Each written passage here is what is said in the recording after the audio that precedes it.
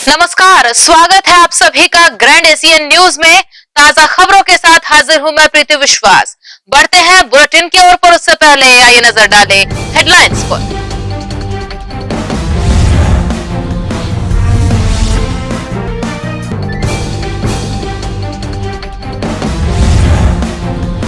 राज्य स्तरीय एबेक्स प्रतियोगिता में दुर्ग जिले के सैन्यम ने बाजी मारी, किया संस्थान व माता पिता का नाम रोशन।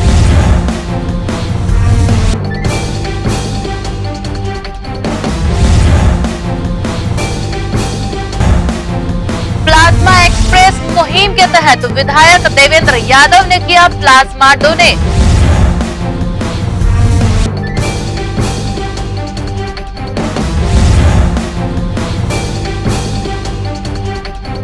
राज्य के मुखिया भूपेश बघेल ने अरपा उत्थान एवं तट संवर्धन योजना का वर्चुअल रूप में किया शिलान्यास।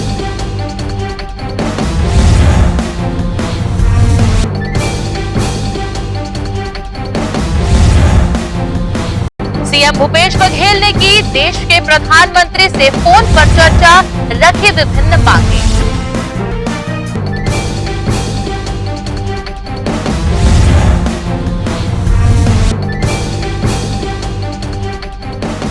अब खबरें विस्तार से।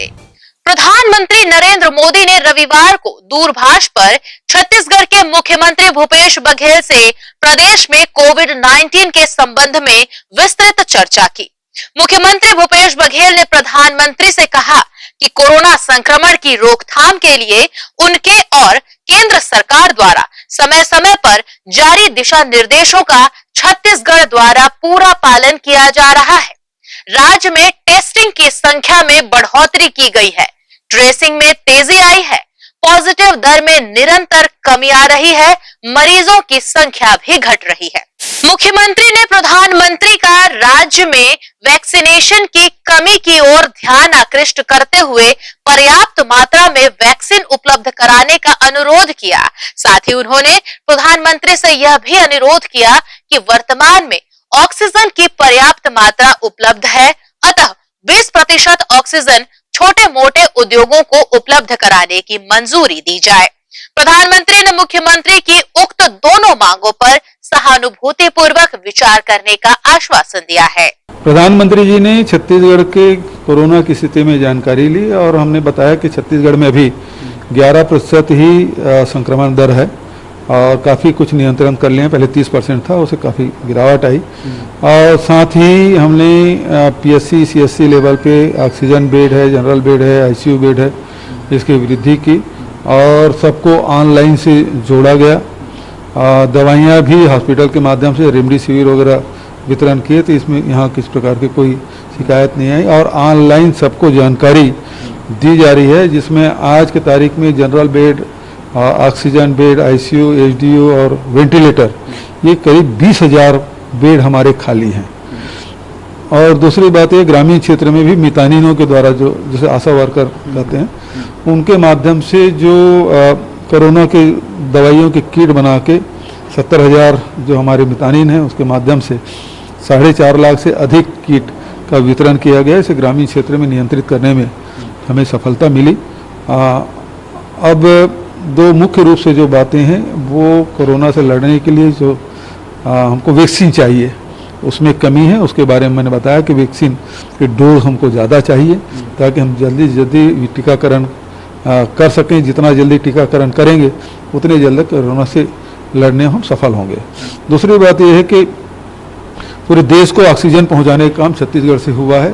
भारत सरकार ने भी जिन राज्यों को ऑक्सीजन देने के लिए हमें कोटा दिया गया था उसे हम कहीं बाधित नहीं होने दिया। सब जगह समय पे ऑक्सीजन पहुंचा, बल्कि अन्य राज्यों की जहाँ जहाँ डिमांड थी हमने वहाँ भी पहुँचाए हैं। क्योंकि हमारे प्रदेश औद्योगिक प्रदेश है जहाँ स्टील का उत्पादन होता है, जिसमें ऑक्सीजन की ज़रूरत पड़ती है। पहले हम लोगों ने ये रेशियो 80-20 के रखा था, लेकिन भारत सरकार के आदेश 70% ऑक्सीजन देने की कही थी और उसकी हम पूर्ति किए हैं। अब ऑक्सीजन की पूर्ति सभी जगह हो रहा है, तो ऐसी स्थिति में 80-20 का रेशियो फिर से लागू कर दें ताकि उद्योग फिर से संचालित हो सकें, लोगों को जो मजदूर खाली बैठे हैं उनको रोजगार ही मिल सके, इसलिए मैंने वो बात की। दो मुख्य रूप से बात, एक तो हमको टीकाकरण के लिए हमको वैक्सीन चाहिए, दूसरा ऑक्सीजन औद्योगिक पूर्ति के लिए भी अनुमति मिलनी चाहिए। भिलाई नगर विधायक देवेंद्र यादव द्वारा चलाए जा रहे प्लाज्मा एक्सप्रेस मुहिम में शनिवार को उन्होंने खुद भी बालाजी ब्लड बैंक पहुंचकर प्लाज्मा डोनेट किया। ज्ञात हो कि विधायक देवेंद्र यादव पिछले माह कोरोना की चपेट में आए थे, जिसके बाद विशेषज्ञों द्वारा जारी गाइडलाइन का पालन करते हुए उन्होंने भी अपना प्लाज्मा डोनेट किया। देखिए, ऐसा है कि हम लोगों ने एक मुहिम चलाई, डोनेट प्लाज्मा सेव लाइफ, और इसका नाम दिया प्लाज्मा एक्सप्रेस।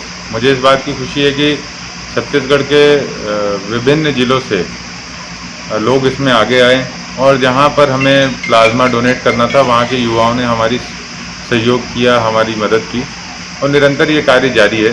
निश्चित रूप से ये मुझे लगता है हमारी नैतिक जिम्मेदारी है।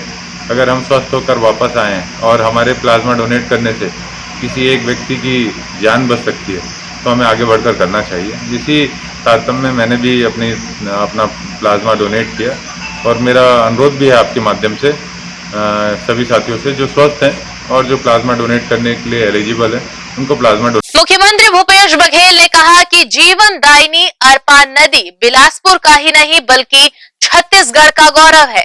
यह नदी हमारी संस्कृति की पहचान से जुड़ी हुई है। राज्य गीत का पहला शब्द भी अरपा नदी को समर्पित है। उन्होंने कहा कि अरपा को पुनर्जीवित करने और प्रवाहमयी बनाने के लिए राज्य सरकार ने समय समय पर अनेक कदम उठाए हैं और हम लगातार हर संभव प्रयास करते रहेंगे।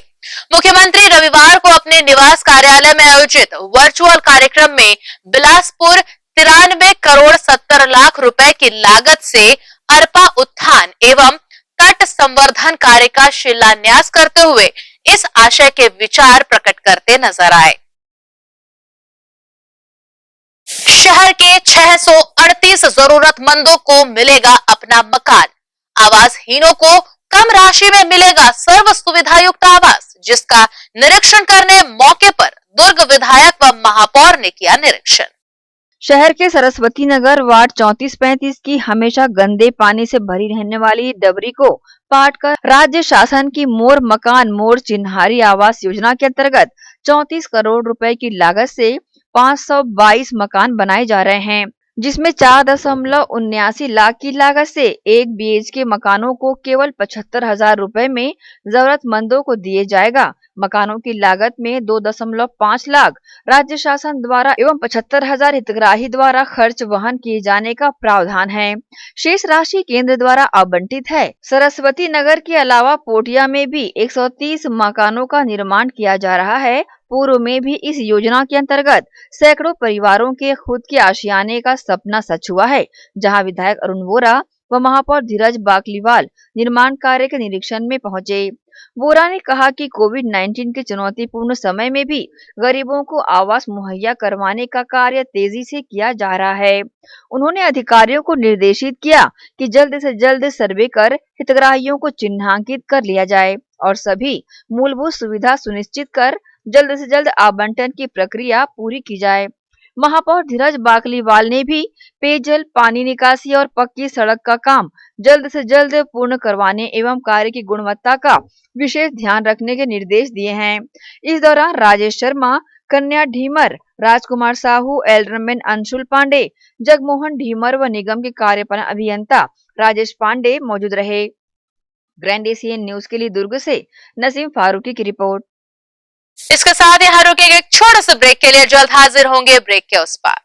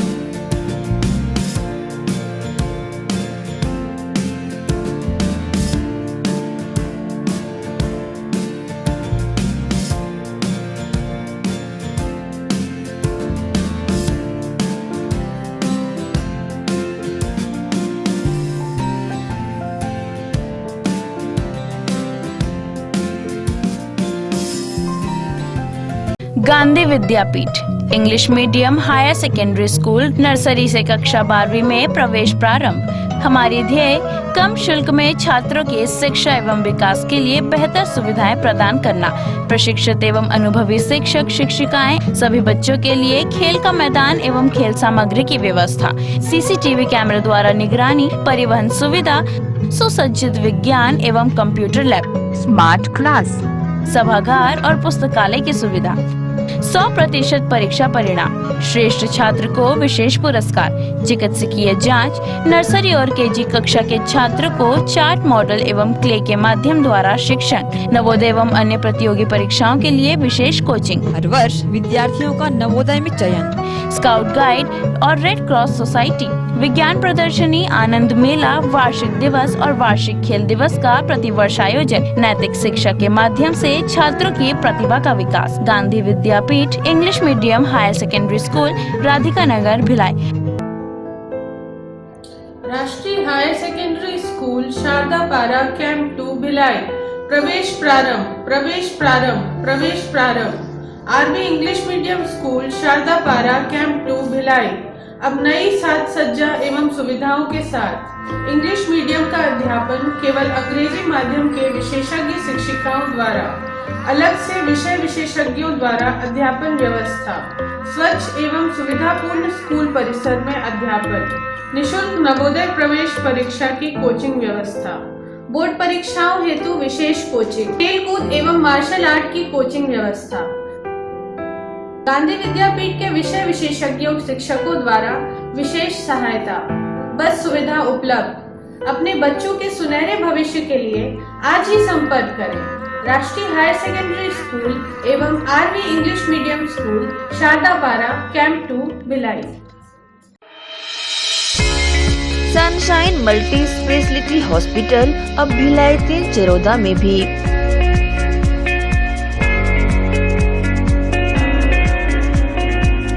हॉस्पिटल में उपलब्ध सुविधाएं, 24 घंटे emergency ICU, NICU, PICU, ambulance सुविधा उपलब्ध। साथ ही OT, labour room, pathology, OPD, endoscopy, bronchoscopy, X ray, echo TMT, casualty, साथ ही सर्व सुविधा युक्त प्राइवेट वार्ड उपलब्ध है। जनरल वार्ड, सोनोग्राफी व वेंटिलेटर उपलब्ध। सनशाइन मल्टी स्पेशलिटी हॉस्पिटल, हमारा पता IDBI बैंक के सामने, north Vasundhara Nagar, Bhilai 3 Charoda. Phone number 7772988811, 7772988822।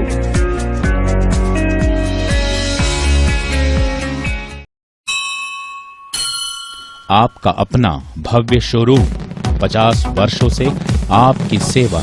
Dinesh वस्त्र भंडार, एक भाव एक विचार के साथ। दिनेश वस्त्र भंडार, आमादेर आपण दिनेश वस्त्र भांडार, साडा अपना दिनेश वस्त्र भंडार। कपडाले संबंधित सबो रेंज, एके भाव एके विचार, एकाच भावात एकाच विचारात, एके को भाव एके को विचार। दिनेश वस्त्र भंडार। नए भव्य शोरूम में उच्च क्वालिटी के कपड़े सभी वैरायटी में, संपूर्ण रेंज के साथ। Exclusive range of saris, lancha, kurti, salwar suit, jeans, T shirt, shirts and all type of varieties. आप पाएंगे सभी प्रांतों के वैवाहिक कलेक्शन पसंद के कपड़ों के साथ। Exclusive range of bed cover, sofa cover, pillow cover, mattress, cotton cloth और शूटिंग एंड शर्टिंग। जिंदगी में आने से लेकर जाने तक का सारा सामान एक ही छत के नीचे। दिनेश वस्त्र भंडार, Jawahar market, power house, Bhilai.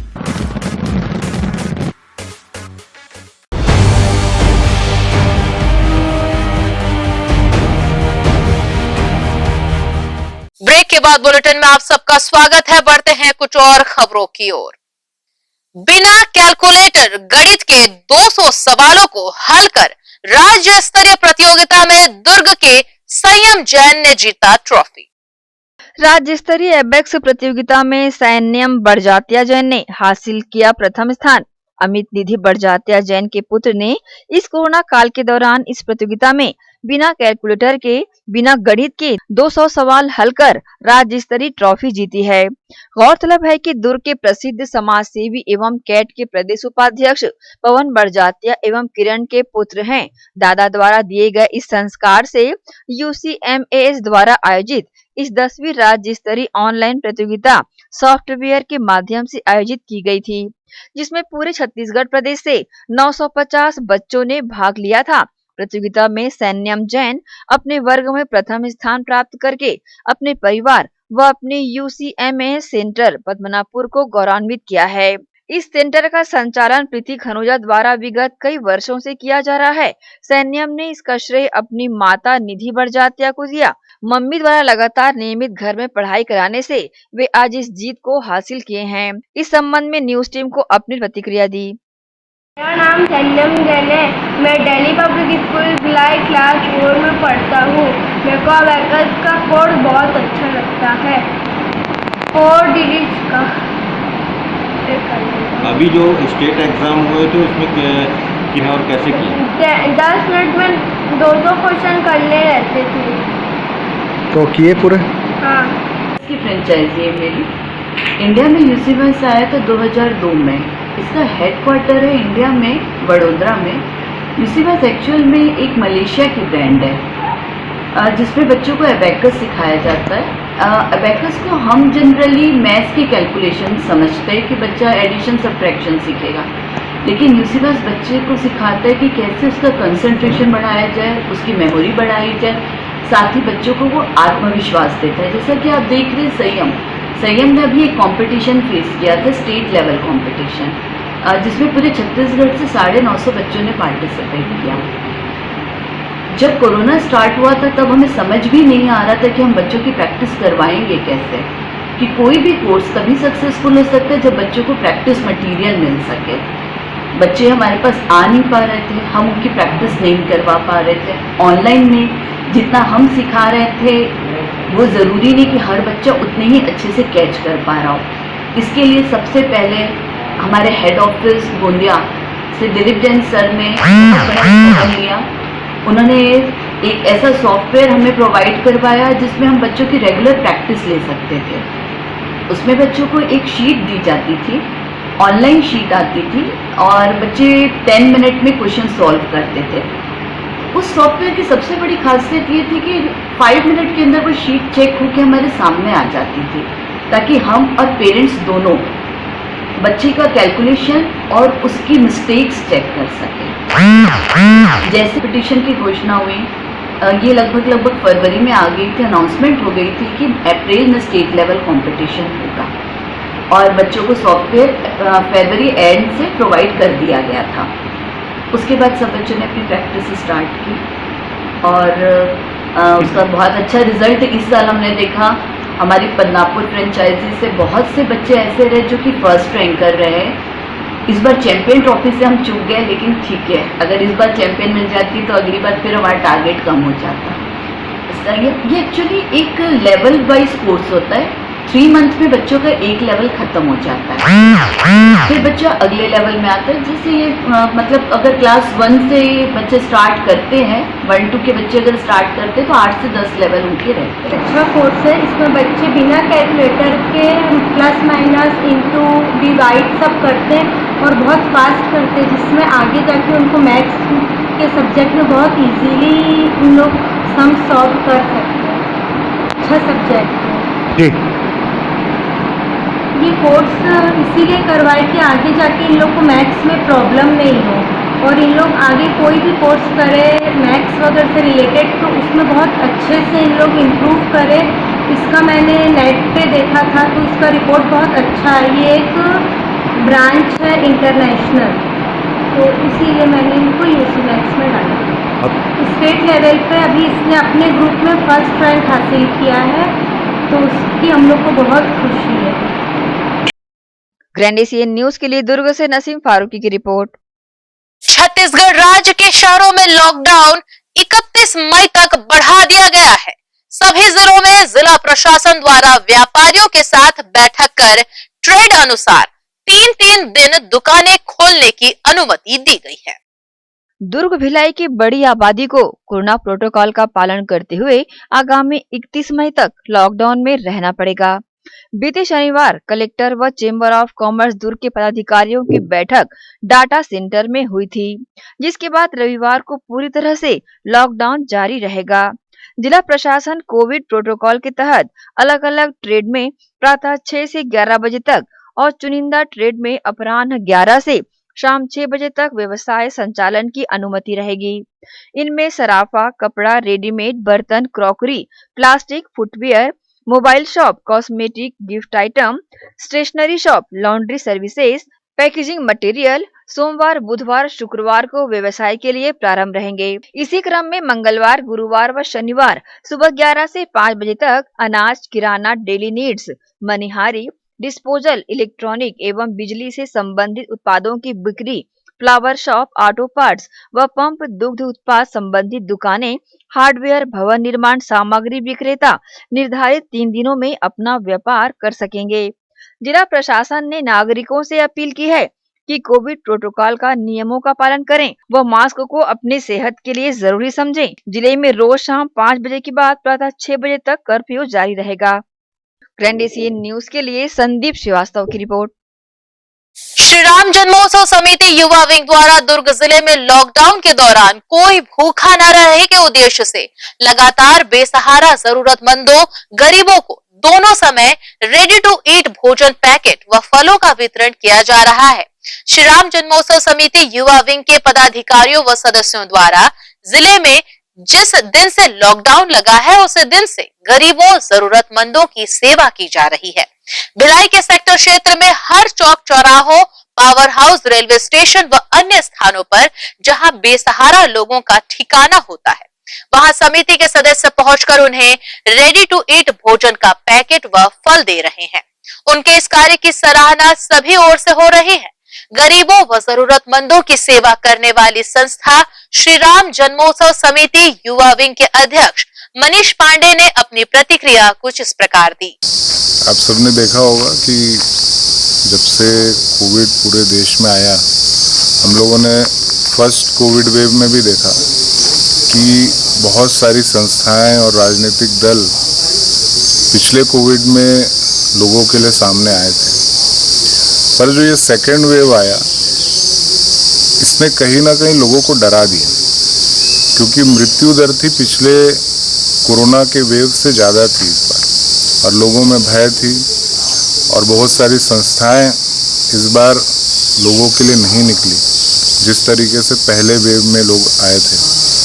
तो हम लोगों की टीम ने, श्री राम जन्मोत्सव समिति के सभी राम भक्तों ने ये निर्णय लिया कि जो भी ऐसे लोग हैं जो क्योंकि लॉकडाउन लग गया छत्तीसगढ़ में, लगभग 1-1.5 महीने होने वाले हैं इस लॉकडाउन को भी, तो हम लोगों ने ये निर्णय लिया कि हम लोग भी सभी प्रत्येक जो ऐसे लोग हैं जो आर्थिक रूप से कमज़ोर हैं, जिनके घर नहीं हैं, जो अंडर ब्रिज, ओवर ब्रिज में सोते हैं, जो रेलवे स्टेशन में सोते हैं, और ऐसे भी बहुत सारे लोग हैं जिनको रोज़ कमाने खाने वाले लोग हैं, तो उनके लिए हम लोगों ने रोज़ सूखा राशन लगभग 15 दिन हो गए वो बांटते हुए, और साथ ही साथ हम लोग रोज़ पका हुआ जो खाना है वो कम से कम 500 घरों में रोज़ जा रहा है। तो अभी उसको भी 1 महीना हो गया लगभग, और अभी फिर 31 तारीख तक लॉकडाउन है, तो वो कंटिन्यू रहेगा। तो ये एक कार्य हो रहा है। साथ ही साथ आप सबने देखा होगा कि डेंगू के समय में लोगों को प्लेटलेट्स की ज़रूरत पड़ती थी, पर इस कोरोना में लोगों को प्लाज्मा की ज़रूरत पड़ी। तो इस प्लाज्मा को लेकर भी हमारे ग्रुप के प्रशम दत्ता, दिलीप केसरवानी, मोहित अग्रवाल, संजय राठौड़ जैसे हमारे सभी युवा कार्यकर्ता लगभग 60 यूनिट तक प्लाज्मा डोनेट कर चुके हैं, जिसमें से 40 लोगों की जान बच भी गई है उस प्लाज्मा डोनेशन से। तो जिन लोगों ने प्लाज्मा डोनेट किया मैं उनको भी धन्यवाद करता हूँ। और एक और मुहिम हम लोगों ने साथ ही साथ चलाई। अभी तो हम सबकी बातें कर रहे हैं, मानव मानव की बात कर रहा है कि इंसान ऐसा अभी वैक्सीनेशन हो जाना चाहिए, अभी सही बेड मिल जाना चाहिए, ऑक्सीजन मिल जाना चाहिए। और इसी के साथ यहाँ रुकेंगे एक और छोटे से ब्रेक के लिए। खबरें अब भी जारी रहेंगी ब्रेक के उस पार।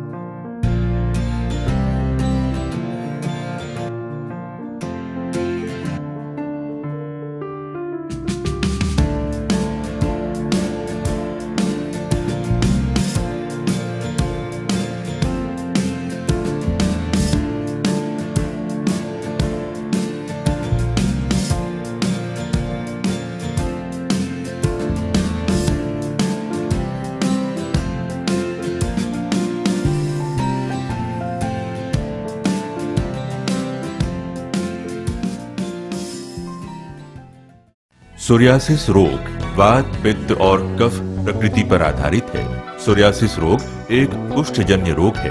ये कोहनी जांघों के बाहर धड़, कमर, पीठ और पेट में होता है। ये तांबे रंग और रक्त वर्ण का शुष्क सा छिलके युक्त शरीर में चकत्ते के रूप में दिखाई पड़ता है। प्रथम अवस्था में ये सिर के बालों के बीच पिन के नुक्के, सरसों या मसूर के दाने की तरह उत्पन्न होता है, जिससे व्यक्ति को सिर में रूसी का भ्रम होता है और यही फिर धीरे धीरे सिर से बाहर निकलकर संपूर्ण शरीर में फैलने लगता है। ये मामूली खुजली जैसा लगता है। ये खुजली पसीने के बहाव या आर्द्रता मिलने पर पड़ती है। चमड़ी में खिंचाव और चमचमाहट बनी रहती है। इस रोग के जख्मों पर तीव्र स्राव होने की संभावना नहीं होती। ये 100% गठिया रोग को जन्म देता है, जिससे व्यक्ति हमेशा के लिए अपंग हो जाता है। इस बीमारी का इलाज वायरो रिसर्च एवं स्किन केयर क्लिनिक द्वारा तैयार किए गए विशेष आयुर्वेदिक रस रसायन द्वारा संभव है। संपर्क करें doctor HC Agarwal, doctor VK Agarwal, वायरो रिसर्च एवं skin care clinic, station road, Durg. Darsh TVS showroom. हमारे यहाँ TVS कंपनी की सभी BS6 गाड़ियाँ उपलब्ध है। आकर्षक कलर्स में मनमोहक TVS की गाड़ियाँ ग्राहकों की मांगों पर उपलब्ध है। हर वाहनों की खरीदी पर निश्चित उपहार। समय समय पर कैंप लगाकर सर्विस की जाती है। Labour charge 100% free. दर्श TVS शोरूम में त्योहारी सीजन में आकर्षक उपहार ग्राहकों के लिए उपलब्ध कराए जाते हैं। हमारा पता दर्श TVS शोरूम अमन ढाबा के बाजू ग्रैंड एशियन न्यूज कार्यालय के नीचे ground floor, Junwani Kohka road, Bhilai, Chhattisgarh. Phone number 07882960336। Sales हेतु हमें संपर्क करें 7477279780। सर्विस हेतु संपर्क करें 8349279780। मैं जब अपने बालों को कोम करती थी तो मेरे काफी ज्यादा बाल कोम्बिंग से टूट जाते थे और सीजनल चेंजेस की वजह से डैंड्रफ भी होता था। फैमिली में भी कुछ लोगों को ये प्रॉब्लम थी। तब मुझे मेरी फ्रेंड ने वास्तु गुरुजी हेयर ऑयल सजेस्ट किया, जिसके सिर्फ 2 यूजेस बाद ही मुझे ऐसा लगा जैसे मेरी स्कैल्प क्लीन महसूस हो रही है और सिर्फ 4 वॉशेस बाद ही मेरी हेयर फॉल और डैंड्रफ की प्रॉब्लम ऑलमोस्ट जड़ से खत्म हो गई। और इस ऑयल की सबसे अच्छी बात यह है कि ये होममेड है और उससे भी अच्छी बात यह है कि ये वर्क करता है।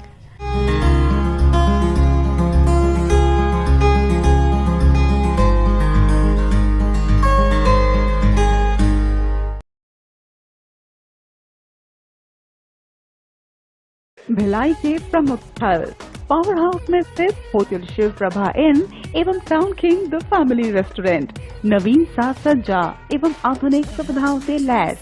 हमारी विशेषताएं economic suite, executive suite, premium suite and presidential suite. Town king the family restaurant, लाजवाब स्वाद से भरपूर नाश्ते एवं भोजन की उत्तम व्यवस्था। Banquet hall, party hall, conference hall, free Wi-Fi internet, new elevator, travel assistance, safe deposit vault and godown, special tariff plan for corporate, marriage and other functions. Online booking facilities available. Sweet home away from home. Power house railway station व bus stand से मात्र 500 metre पर स्थित hotel Shiv Prabha inn and town king the family restaurant 46 C market अपना Kesari laws के बाजू में power house Bhilai. Contact 9892215251 और 8966981590.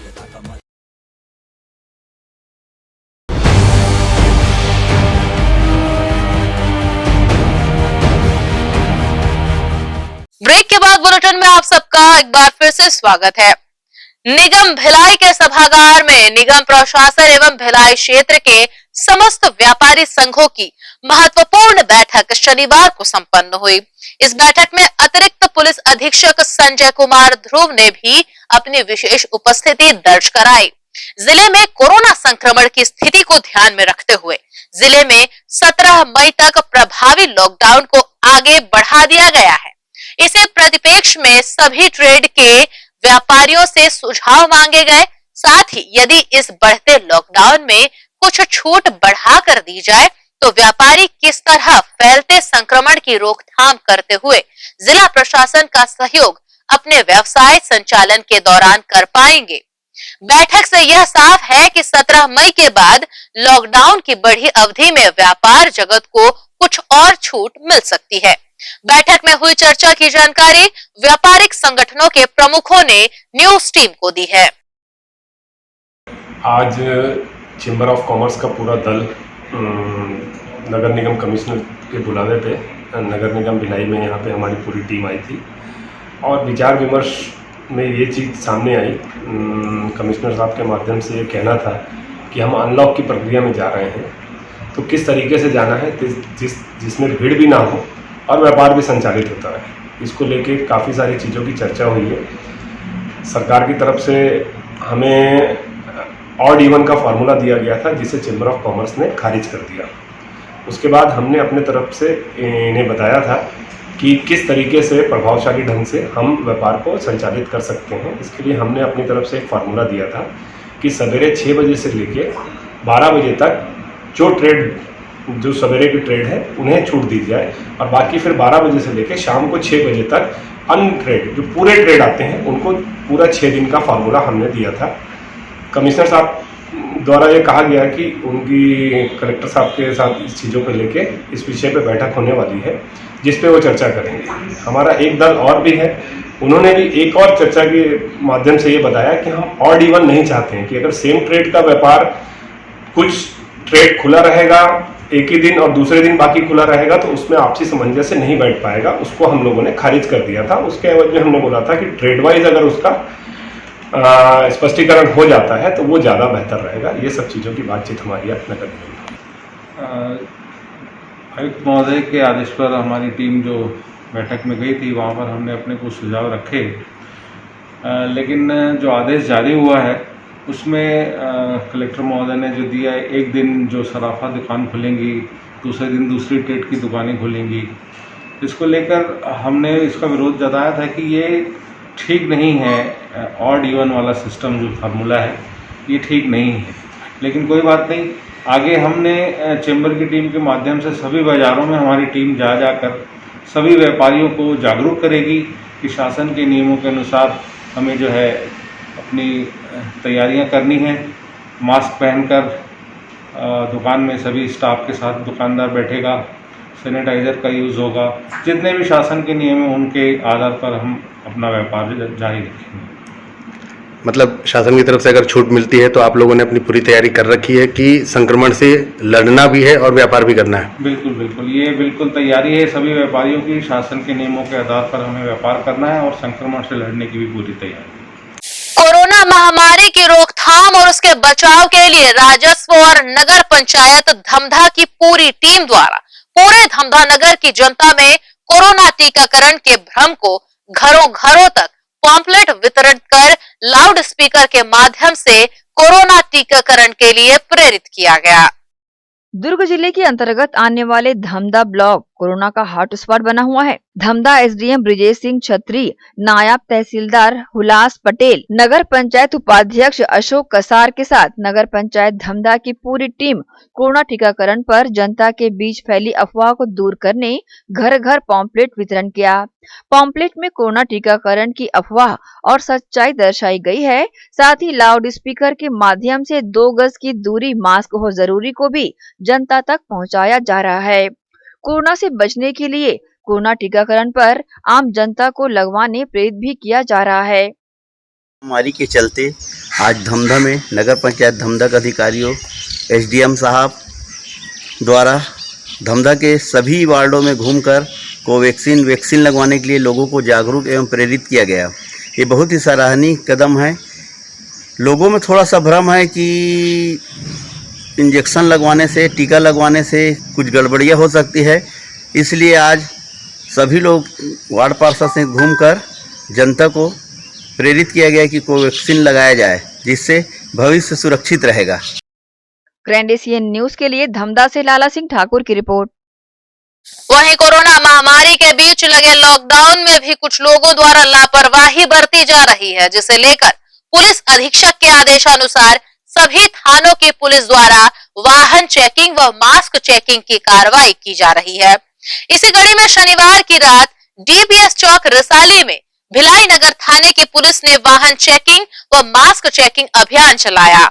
इस दौरान कई वाहन चालक चालानी कार्रवाई की चपेट में आए, जिन्होंने मास्क नहीं लगाया था और बेवजह अपने घरों से निकलकर घूम रहे थे।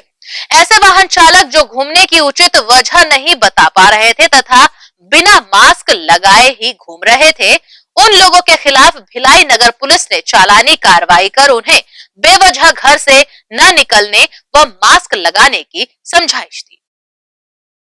अभी क्या है, लॉकडाउन है, इसमें कलेक्टर साहब का जो गाइडलाइन है उसके मुताबिक मास्क लगा के चलना है। वाहनों में जैसे अगर 2 कार है तो कार में 3 सवारी जा सकते हैं और मोटरसाइकिल में 2, किंतु मास्क लगा के चलना है। अगर मास्क नहीं लगाए हैं तो उस पर कार्रवाई कर रहे हैं, और ज़्यादा आदमी बैठे हैं तो उस पर कार्रवाई कर रहे हैं, और अनावश्यक जो बिना परमिशन के इधर उधर घूम रहे हैं उनके ऊपर कार्रवाई कर रहे हैं। इन हालातों में कैसे कैसे लोगों से सामना हो रहा है सर? क्या लोग जागरूक दिख रहे हैं? कोरोना को लेकर उनमें भय है? नहीं, कोई भय नहीं है लोगों में, लेकिन हाँ थोड़ा बहुत तो है, जिसके कारण कम हुआ है, अभी रेशो कम हुआ है। अभी कोरोना महामारी की विकट परिस्थिति में केवल सरकारें ही महामारी से निपटने की योजना नहीं बना रही, बल्कि सामाजिक एवं धार्मिक संगठन भी अपने बलबूते पीड़ितों की मदद कर रहे हैं। इसी क्रम में डॉक्टर अंबेडकर सांस्कृतिक भवन सेक्टर 6 और भारतीय बौद्ध महासभा भिलाई, यूथ फॉर अंबेडकरिज्म इंडियन तथा अंबेडकराइज्ड डॉक्टर फेडरेशन भी मिलकर कोरोना पीड़ितों की सहायता के लिए आगे आए हैं। डॉक्टर अंबेडकर सांस्कृतिक भवन सेक्टर 6 भिलाई नगर एक धार्मिक, सांस्कृतिक तथा समाज निर्माण का केंद्र है। कोरोना महामारी के दौर में भारतीय बौद्ध सभा भिलाई, यूथ फॉर अंबेडकरिज्म भिलाई, अंबेडकर स्वास्थ्य मिशन भिलाई तथा इंडियन अंबेडकराइज्ड डॉक्टर फेडरेशन छत्तीसगढ़ समाज कल्याण की दिशा में अपनी अहम भूमिका निभा रहे हैं। पिछले वर्ष लगे लॉकडाउन में भारतीय बौद्ध महासभा भिलाई द्वारा सूखे राशन के किट बनाकर जरूरतमंदों में वितरित किए गए थे, परंतु इस वर्ष इस कार्य के अलावा विभिन्न गरीब बस्तियों में जाकर चिकित्सीय सामग्री जैसे पल्स ऑक्सीमीटर, थर्मामीटर, सैनिटाइजर इत्यादि बांटा जा रहा है। इससे समाज का वह तबका जो इन चीजों को खरीदने में असमर्थ है, वे इनसे काफी लाभान्वित हो रहे हैं। इन सब कार्यक्रमों के दौरान उपस्थित डॉक्टर अंबेडकर स्वास्थ्य मिशन के डॉक्टर कोरोना महामारी तथा इससे बचाव के लिए वैक्सीनेशन कराने के लिए आम जनमानस को जागरूक कर उनके मन की भ्रांतियों को दूर करने का प्रयास भी कर रहे हैं। वेबिनार कोविड गाइडलाइन द्वारा भी कोरोना के प्रति लोगों में जागरूकता अभियान चलाया जा रहा है। हम लोग डॉक्टर अंबेडकर स्वास्थ्य मिशन और Indian doctor Ambedkarite association Bhilai Chhattisgarh के मैं चेयरमैन हूँ और ये मेरे साथी डॉक्टर हैं। हम लोग इस पूरे महामारी के दौरान अपने डॉक्टरों की जो सेवा है, एक कोविड हेल्पलाइन खोला है, साथ में दवाइयों की किट बना के वाईएफए के साथ उसको जरूरतमंदों को डिस्ट्रीब्यूट किया है तथा वेबिनार के माध्यम से कोरोना के प्रति जागरूकता का एक अभियान और वैक्सीनेशन के प्रति लोगों की सोच को बदलने का प्रयास किया है। साथ में भारतीय बौद्ध महासभा के सदस्यों के साथ मिलकर ज़रूरतमंदों के समूहों तक पल्स ऑक्सीमीटर, थर्मामीटर, सैनिटाइजर ये पहुंचाने का काम किया गया, क्योंकि ये कम्युनिटी स्प्रेड है। तो मैं सोचता हूँ कि कम्युनिटी अवेयरनेस से इससे निपटा जा सकता है। और मैं ये जो इतना सब कुछ हो रहा है, खाना बट रहा है, पल्स ऑक्सीमीटर बट रहा है, ये सब जो हमारे समाज के दानदाता हैं उन्हीं की बदौलत ही हो रहा है। तो मैं सोचता हूँ इस समय में भी दान से बड़ा कोई देन नहीं है, परोपकार से बढ़कर कोई पुण्य नहीं, सहायता से बढ़कर कोई सेवा नहीं है। यही दानदाताओं अगर ऐसे साथ देंगे तो हम आगे कोई भी महामारी क्यों ना हो, मैं सोचता हूँ कि हम लोग उससे निपट सकते हैं। सर, एज ए डॉक्टर आपसे एक सवाल करना चाहूँगा कि देख रहे हैं कि पेंडेमिक का जो खतरा है किस तरह से बढ़ रहा है। सेकेंड स्ट्रेन बिल्कुल ऐसा उम्मीद नहीं था कि इस तरह से हानि पहुंचाएगा, और अब तीसरे स्ट्रेन आने की बात हो रही है। तो एक व्यक्ति को अब सुरक्षित रहे तो क्या सलाह देना चाहेंगे कि किस तरह से सुरक्षित रह सकता है वो? तीसरी लहर से बचने का सबसे अच्छा जो उपाय है, एक तो पर्सनल लेवल पर, एक कम्युनिटी लेवल पर, एक सरकार लेवल पर। हम पर्सनल लेवल पे जो है हम मास्क लगाएं, हाथ को हमेशा सैनिटाइज करें और एक दूसरे से दूरी बना के रखें। कम्युनिटी लेवल पे कम्युनिटी जागरूकता का अभियान होना चाहिए, मास ड्राइव स्केल होना चाहिए वैक्सीनेशन पे, और एक दूसरे के प्रति वो दूर दूर में बने रहें, तब होगा। और सरकारी जो सहायता चल रही है वो तो उस पर चल ही रहा है, जो हम लोग उस पर ज़्यादा हमारा हाथ में नहीं है, जो गवर्नमेंट ऑर्गेनाइजेशन कर रहे हैं, और वो वैक्सीनेशन प्रोवाइड करेंगे तो अपन वैक्सीनेशन हो जाएगा। मैं डॉक्टर भूषण भोई, मैं अंबेडकर स्वास्थ्य मिशन और इंडियन अंबेडकराइट डॉक्टर्स फेडरेशन का एक सदस्य हूं, और मैं यहां इसलिए उपस्थित हूं ताकि मैं YFA यूथ फॉर अम्बेडकरिज्म इस ग्रुप की तारीफ कर सकूं, उन्हें ये सारी चीज़ें बता सकूं कि उन्हें क्या क्या प्रिकॉशंस मेंटेन करने हैं खाना बांटते समय, खाना बनाते समय और सारी चीज़ों के समय, ताकि इस पुण्य कार्य को करते हुए उनको किसी भी प्रकार का संक्रमण ना हो। सर, अभी जो पेंडेमिक की दूसरी लहर चल रही है, इसके बाद तीसरी आने का संदेश है। लोगों को जागरूक करते हुए सरकार द्वारा एक वैक्सीनेशन का अभियान चलाया जा रहा है, लेकिन लोगों में अभी भी कुछ डर, कुछ भ्रांतियां देखने को मिल रही हैं कि लगाने से ऐसा हो जा रहा है, लगाने से मौत हो जा रही है। आप क्या कहना चाहेंगे? मैं लोगों से यही कहना चाहूँगा कि अब तक जो रिकॉर्ड सामने आए हैं उसमें यही मालूम हुआ है कि जिन्होंने वैक्सीन लगवाई है उन्हें किसी प्रकार का कोई भी कॉम्प्लिकेशन फेस नहीं करना पड़ा है, अगर उन्होंने समय पर डॉक्टर से कांटेक्ट किया है तो इस प्रकार अगर हम ज़्यादा से ज़्यादा लोगों को वैक्सीन लगवाएंगे तो हम और भी तीसरी लहर हो, चौथी लहर हो, कोई भी लहर हो, उससे निश्चित तौर पर बच पाएंगे।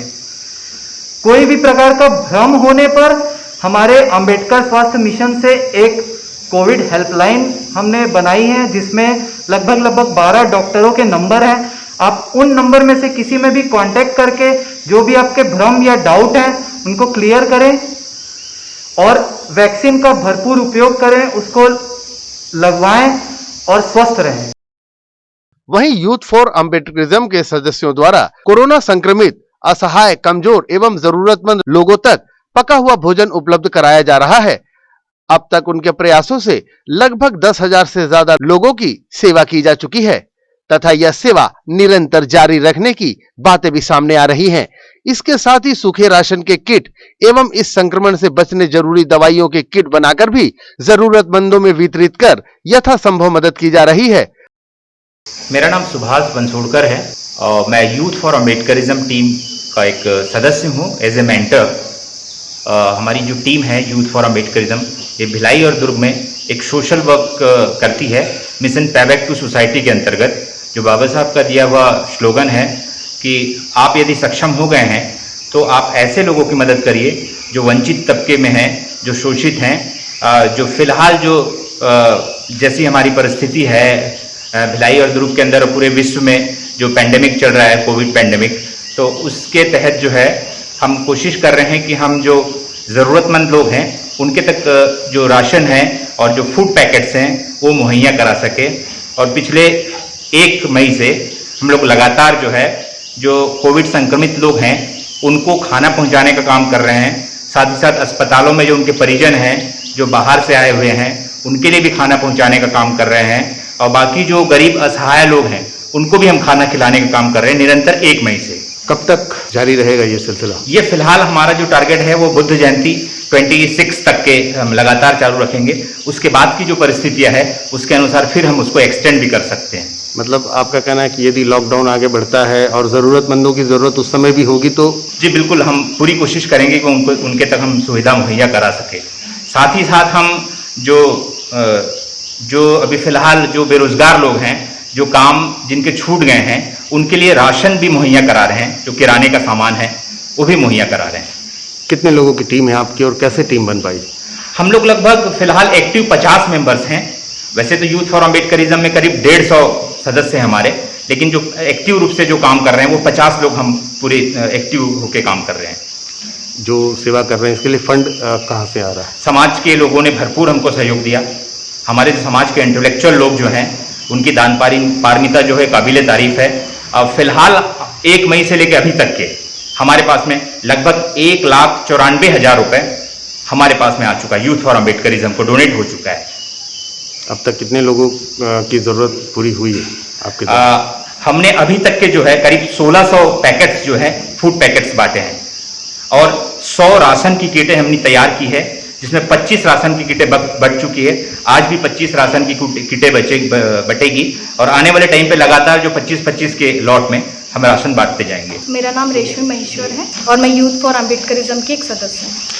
बताएंगे जो आपकी जो फोरम है, यूथ फोरम जो है आपका, ये इस तरह का जो कार्य कर रहा है, आपकी भी सहभागिता है, तो किस तरह से देखती हैं युवाओं को मतलब सामने आकर के जो आपके साथी हैं काम कर रहे हैं, कैसा फील करती हैं? और आप खुद काम कर रही हैं तो क्या कहना चाहेंगे?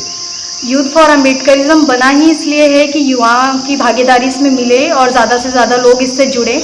आज हमारे साथ जो है 50 लोग जो हैं, हम ग्राउंड लेवल पर काम कर रहे हैं। फ्रंट लाइन वर्कर में शुभम बंसोड़कर, निधीश खोबरागड़े और रजत, भावेश, ये सब बच्चे हैं जो फ्रंट लाइन वर्कर के रूप में काम कर रहे हैं। और सोशल मीडिया भी हमारे बच्चे हैं, पूजा और पायल, ये सारे बच्चे जो हैं सोशल मीडिया से एक्टिव हैं। हमने विगत वर्ष में भी लॉकडाउन के दौरान 390 घरों में सूखा राशन पहुंचाया था और आज बाबा साहेब के दिए हुए वचनों को पे बैक टू सोसाइटी को सक्षम रूप में साकार करने के लिए आज हम आप सभी के समाज के सामने आए हैं। और हमारा ये कर्तव्य है और हमारा ये भविष्य में भी हम ये आशा करते हैं कि हम इसी तरह निरंतर काम करते रहेंगे। अभी इस दौरान हमने पाया कि जब हम ग्राउंड लेवल पर काम करना शुरू किए तो हमने पाया कि ऐसे भी लोग हैं जो सिर्फ हमारी भोजन पर निर्भर हैं और परिजन ऐसे हैं जिनको खाना नहीं मिल रहा है। यूथ फॉर अम्बेडकरिज्म ये प्रयासरत है कि उन तक के भोजन पहुंचाया गया है और भविष्य में भी पहुंचाया जाएगा। इतना कुछ संभव हो पाया है समाज के सभी सम्माननीय दानदाताओं के सहयोग से। समाज के सभी अंग इस समय एकत्रित होकर समाज कल्याण के कार्यों में जुटे हुए हैं, जिससे आम लोगों के साथ शासन प्रशासन की भी मदद हो सके। इस परिप्रेक्ष्य में भारतीय बौद्ध सभा भिलाई के अध्यक्ष ने भी अपनी बातें मीडिया के समक्ष रखते हुए कहा कि समाज द्वारा सामाजिक लोगों की मदद करने वालों की भरपूर मदद की जाएगी एवं यह सिलसिला लगातार जारी भी रखा जाएगा। उन्होंने समाज द्वारा अन्य और भी गतिविधियों को संचालित होने की जानकारी न्यूज टीम को दी है। चूंकि भारतीय बौद्ध महासभा भिलाई ये सामाजिक और धार्मिक संस्था है, सामाजिक और धार्मिक कार्यक्रमों के अतिरिक्त इस संस्था के द्वारा शिक्षा और स्वास्थ्य पर बहुत ज़्यादा ध्यान दिया जाता है, क्योंकि ये बुनियादी मानव की एक बुनियादी आवश्यकता है। बिना शिक्षा के सामाजिक क्रांति संभव नहीं और जब तक शरीर स्वस्थ नहीं तब तक कोई भी सामाजिक कार्य संभव नहीं। तो इस दिशा में हम काम करते हुए शिक्षा और स्वास्थ्य की दिशा में काम करते हुए स्वास्थ्य मिशन, डॉक्टर अंबेडकर स्वास्थ्य मिशन एवं शिक्षा के लिए डॉक्टर अंबेडकर स्वास्थ्य मिशन मित्र की स्थापना करके हम इस दिशा पे निरंतर कार्य कर रहे हैं, जिसके माध्यम से हमने इस भवन में आज तक बड़े बड़े स्वास्थ्य शिविर का आयोजन किया है जो निःशुल्क रहा है। इस समय हमारे शहर के जो दिहाड़ी मजदूर थे, वो दिहाड़ी मजदूर 2020 की बात कह रहा हूँ मैं, 2020 में दिहाड़ी मजदूरों के सामने रोटी की समस्या उत्पन्न हो चुकी थी, काफ़ी परेशानियां झेलनी पड़ रही थी। हमारी संस्था ने देखा कि नहीं, ये ऐसे लोगों की मदद करनी चाहिए। हमने किसी एक संप्रदाय, जाति और धर्म को सामने नहीं रखा। हमने एक मानवता की मिसाल पेश करते हुए सभी धर्म संप्रदाय के लोगों को हमने सूखा राशन वितरण करने का जिम्मा लिया और लगभग माह अप्रैल और मई के आधा माने हाफ मई तक हम लोगों ने सूखा राशन बांटने का काम किया।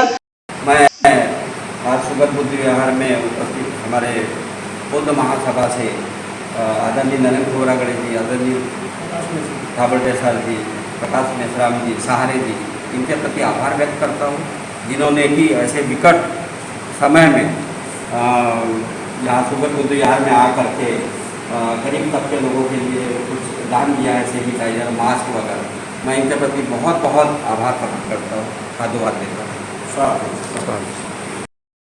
भारतीय बौद्ध महासभा भिलाई डॉक्टर अंबेडकर स्वास्थ्य mission Covid care relief fund के माध्यम से अपने सामाजिक उत्तरदायित्व का निर्वहन करते हुए प्रतिदिन भिलाई में जरूरतमंद एवं असहाय लोगों को कोविड केयर सामग्री प्रदान की जा रही है।